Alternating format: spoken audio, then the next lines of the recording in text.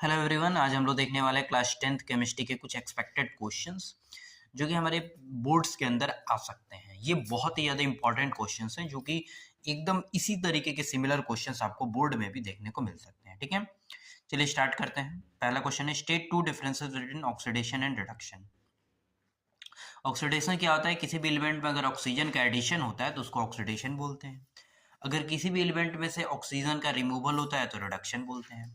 या एक और तरीके से बोल सकते हैं कि किसी भी एलिमेंट में से हाइड्रोजन का रिमूवल होगा तो ऑक्सीडेशन होगा, अगर हाइड्रोजन का एडिशन होगा तो ऑक्सीडेशन होगा, रिडक्शन होगा। ठीक है, सॉरी। ठीक है, सेकेंड पॉइंट आता है, explain why dry HCl does not change the colour of litmus paper but moist HCl does. जब भी हम लोग ड्राई HCl की बात करते हैं यानी सूखा HCl, यानी वहां पे वाटर प्रेजेंस नहीं है, विदाउट वाटर जो होता है कोई भी एसिड हमारे पास नीले लिटमस को लाल लिटमस में कन्वर्ट नहीं कर पाएगा। इसीलिए वाटर के प्रेजेंस में ही हमारे पास जो भी एसिड रहेगा ब्लू लिटमस को रेड लिटमस में कन्वर्ट करेगा। ठीक है, ध्यान रखेंगे, विदाउट वाटर नहीं होता है।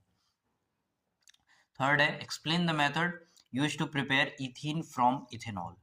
अगर हम इथेनॉल लेंगे C2H5OH तो हम यहाँ पे रिएक्शन करानी पड़ेगी डिहाइड्रेशन ऑफ अल्कोहल। डिहाइड्रेशन का मतलब होता है जहाँ से हम लोग वाटर को बाहर निकालते हैं, तो वाटर बाहर निकालेंगे तो हमारे पास एल्कीन बन जाएगा, that is ethene. Next question है, distinguish between exothermic and endothermic reaction. Exothermic एक तरीके के ऐसी रिएक्शंस होती हैं जिसमें हीट एनर्जी, जो एनर्जी होती है मेनली रिलीज हो रही होती है। इंडोथर्मिक एक ऐसी रिएक्शन होती है जिसमें हीट एब्जॉर्ब होती है, यानी हमें उसमें एनर्जी लगानी पड़ती है। तो जो एनर्जी लगानी पड़ती है वो क्या होता है? इंडोथर्मिक। और जहां से एनर्जी रिलीज होती है वो क्या होता है? एक्सोथर्मिक। ठीक है। Next question, why we need to balance a chemical reaction. किसी भी केमिकल रिएक्शन को बैलेंस करने की जरूरत क्या रहती है? तो बैलेंस करना इसलिए जरूरी रहती है क्योंकि according to law of conservation of mass, हम सभी जानते हैं mass neither be created nor be destroyed. और ये जो स्टेटमेंट है law of conservation of mass, ये बना हुआ है डाल्टन के पोस्टुलेट से, atom neither be created nor be destroyed. तो उस लॉ के अकॉर्डिंग हमें कोई भी केमिकल रिएक्शन बैलेंस करना पड़ता है, क्योंकि जितना लेफ्ट हैंड साइड में रिएक्टेंट का मास होगा उतना ही राइट हैंड साइड में प्रोडक्ट का भी मास होना चाहिए। ठीक है।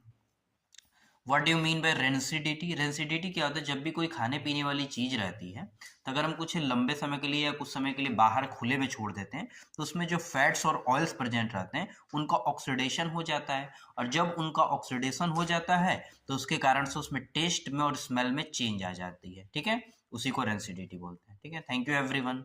अगर अच्छा लगा तो प्लीज शेयर करें, सब्सक्राइब करें। Thank you.